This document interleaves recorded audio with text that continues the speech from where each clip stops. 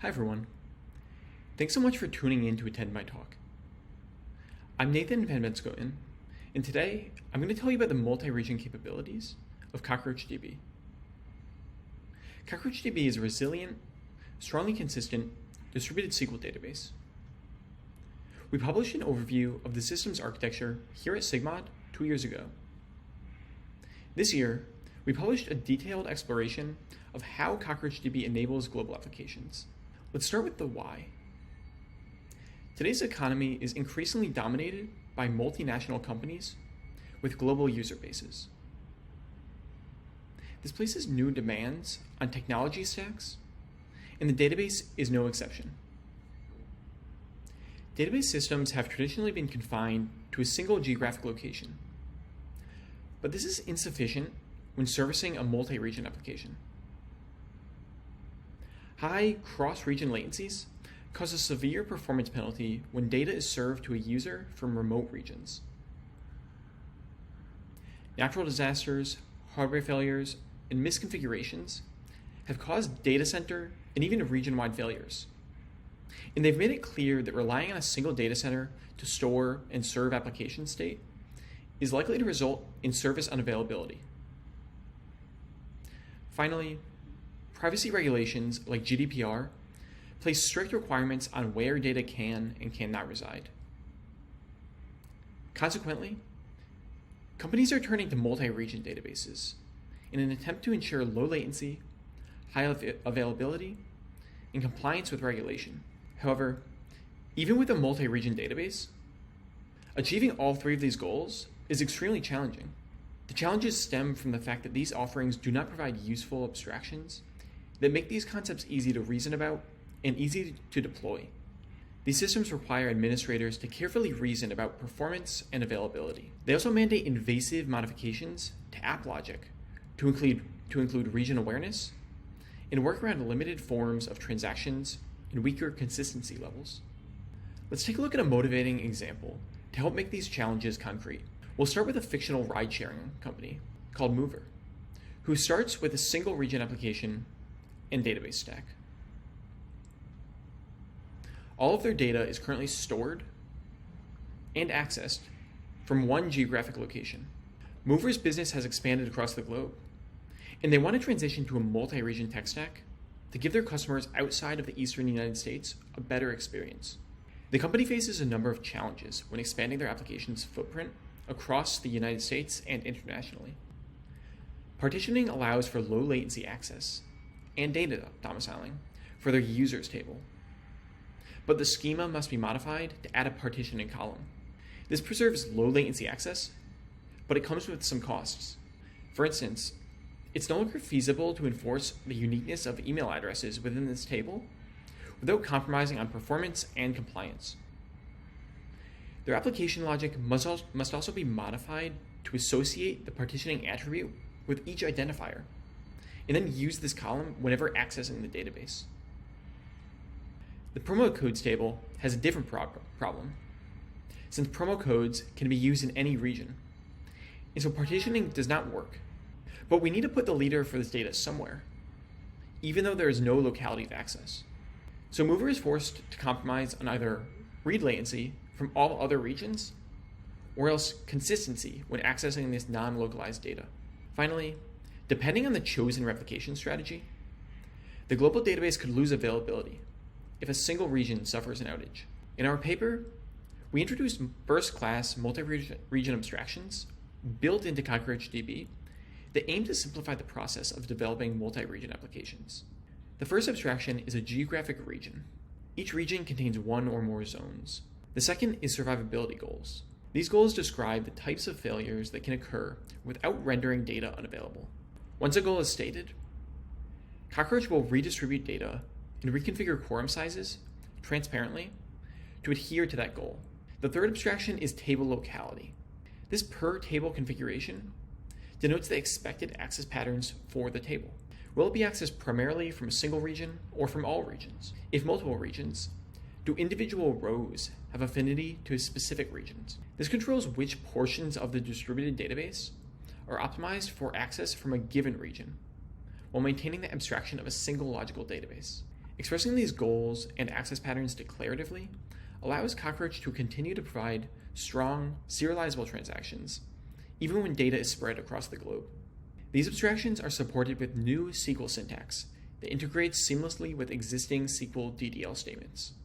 Because these concepts are first-class citizens, CockroachDB can leverage them to optimize performance while meeting availability requirements. For example, locality awareness enables the optimizer to efficiently support global uniqueness constraints in geo-partitioned regional tables, and plan queries that avoid visiting remote regions.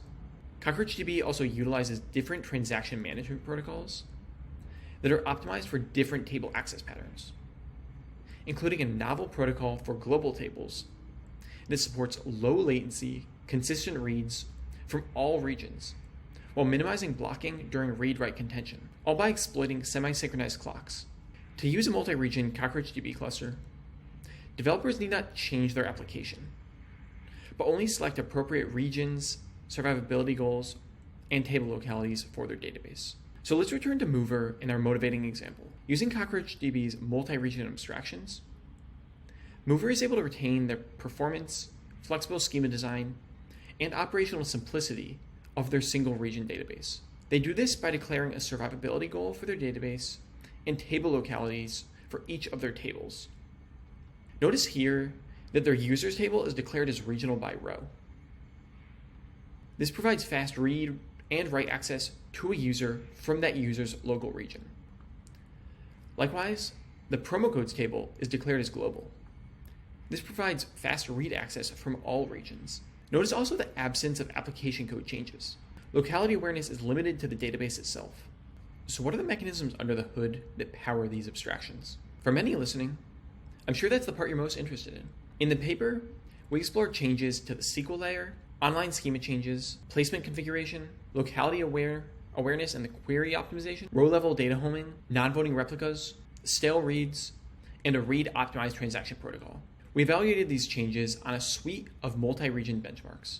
There's a lot in the paper, and we don't have time to discuss everything here. So for the remainder of this talk, we'll focus on two novel changes: locality-aware cost-based SQL optimization and read-optimized global transactions. Let's start with the first one: row-level homing of localized data and an awareness of this locality during query planning, all to avoid cross-region latencies. This topic is most relevant for regional by row tables, the table type used for localized data. At a high level, regional by row tables provide a partitioning scheme that can remain transparent to an application. There are two key ingredients that go into making this possible. The first is that each row is given a hidden column called CRDB_region. We can use this to associate a home region with each row. We then go a step further and partition the entire table on this column. And we pin the leader of different partitions to their corresponding regions. So now we have a single table with rows that have variable access cost, depending on their individual home. An important characteristic of regional by row tables is that they preserve the semantics of unique constraints even after a table has been partitioned. On the surface, partitioning poses a problem, as most systems enforce unique constraints using an index. But partitioned indexes prevent unique violations from being detected as collisions. To work around this, CockroachDB implemented a form of uniqueness constraint backed by a partitioned index. The idea is that we maintain per-region indexes and then check across them to detect duplicate keys. In the general case, this results in a fan-out query to each region to enforce the uniqueness property. However, the paper describes certain situations in which the system can guarantee uniqueness even without performing this query. The SQL optimizer is then made aware of locality, favoring local access over remote access, and foregoing remote access entirely when the local region can satisfy a query. An example of an optimization here is called locality optimized search. This optimization is enabled whenever users issue point lookups on unique columns in a regional by row table. For instance, when looking up a row by its primary key. In such cases, the optimizer knows that if a matching row is found in one region, it will not be found in any other region. It also knows that searching in its local region will be significantly faster than searching in remote regions. So instead of immediately performing a per-region fan-out, the optimizer splits the query into two stages. First, it searches the local region for the matching row. If this hits, it immediately returns, having served the query locally without any cross-region communication. However, if this misses, the query then fans out to all other regions in parallel. And this doesn't just apply to selects, because even mutations like deletes and updates are passed through the cost-based optimizer. So this same optimization gets applied to their initial row scan as well. This means that mutations of rows homed in the same region as the application are also performed with low latency. So using this optimization, Cockroach is able to exploit access locality transparently without requiring users to specify or keep track of which rows are homed in which regions. Now I want to move on to the Global Transaction Protocol, which powers global tables in CockroachDB. Global transactions provide strongly consistent, low latency read access from all regions. In other words, reads from any replica, and not just the leader, are strongly consistent. And this means that we can read from the table in read-write transactions, run from any region, and always get low latency access. The trade-off here is write latency to these tables, which is penalized to provide these properties. The key idea behind global transactions is that writers have their MVCC timestamp pushed into the future. And we also push the publication of closed timestamp notifications into the future. These are the notifications that a leader sends to its followers to tell them how far in the past they can serve reads. Only here, these notifications carry future timestamps. So followers can serve reads at the present time with no staleness. So by shifting writes into the future, we get non-stale reads from all replicas. But if we're writing into the future, how do we ensure consistency? In other words, how do we ensure the following two properties? Redo writes, meaning that once a write completes, any future read will observe the effect of that write.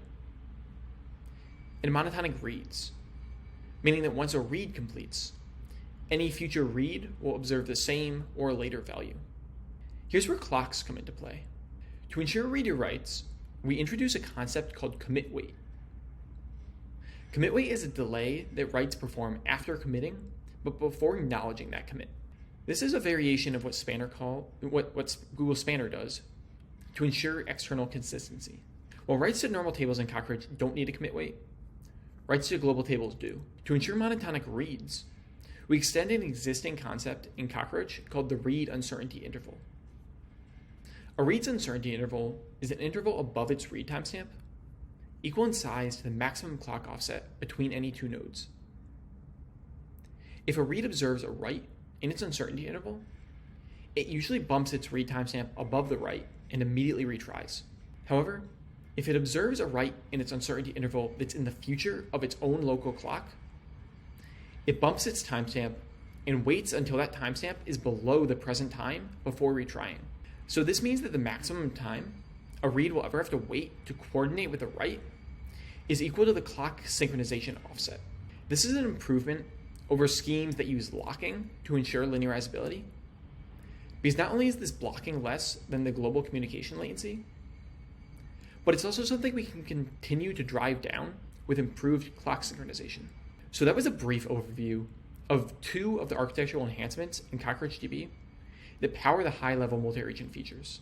I'd encourage those that are interested to check out the paper for more detailed and precise descriptions of these two enhancements, as well as a handful of other changes that work together to support the declarative abstractions. The paper also includes an extensive performance evaluation, which quantifies the trade-off between regional and global tables on different multi-region workloads, tests the scalability of the system with increasing numbers of regions, and evaluates the ease of use of the new SQL constructs. As a final note, I want to mention that CockroachDB is open source, and we welcome contributions. I'd also like to encourage anyone with questions about the paper to send us an email. We'd love to discuss further. Thanks for listening.